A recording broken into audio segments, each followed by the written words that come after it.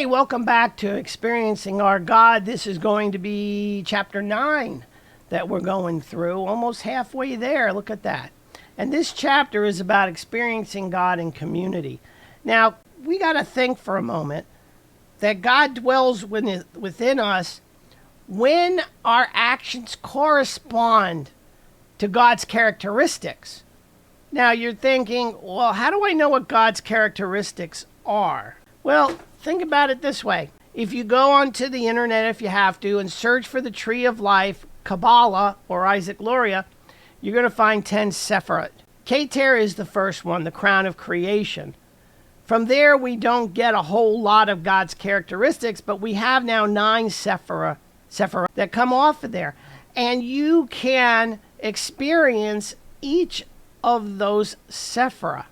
I keep saying the wrong word there. For example, as earlier I mentioned, chesed.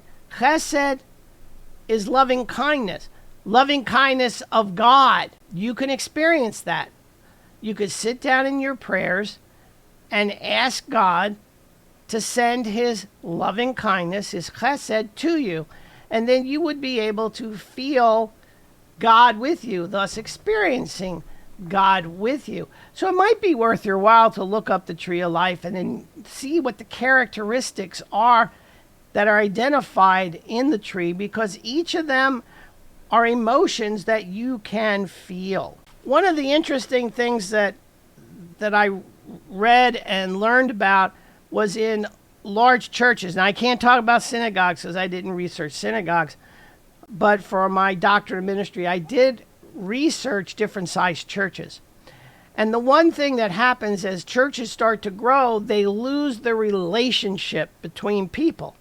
So if you want your church to grow over 200 or so attendees on a Sunday, you have to create what's called small groups, or whatever the term today they're using.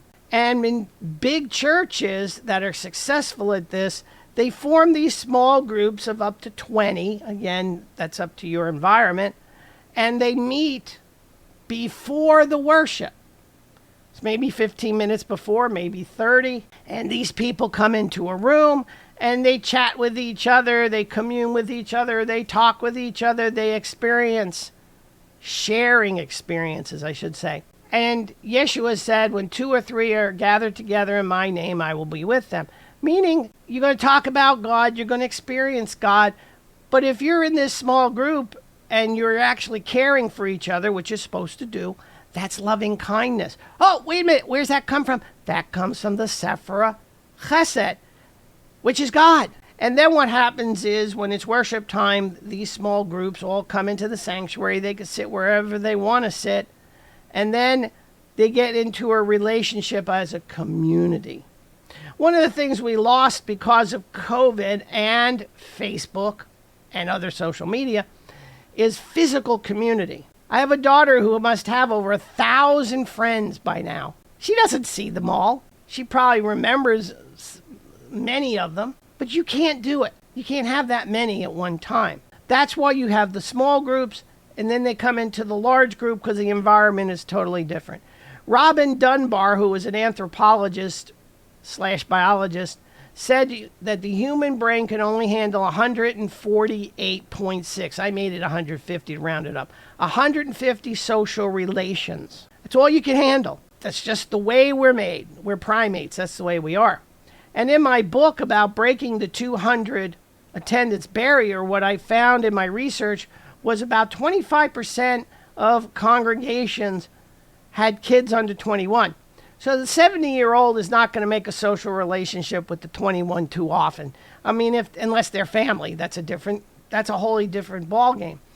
And when I researched and did some studying of about 12 or so, I think it was 12 churches, I discovered these churches over 200 had enough young people and children that it brought the adult population over 21 to around that 150 mark. Those that put in small groups expanded and did well. Those who didn't sat at that number and just vacillated up and down. 140, 160, 140, 160. Relationship, one-on-one, God gets involved and you can experience God because you can also discuss it.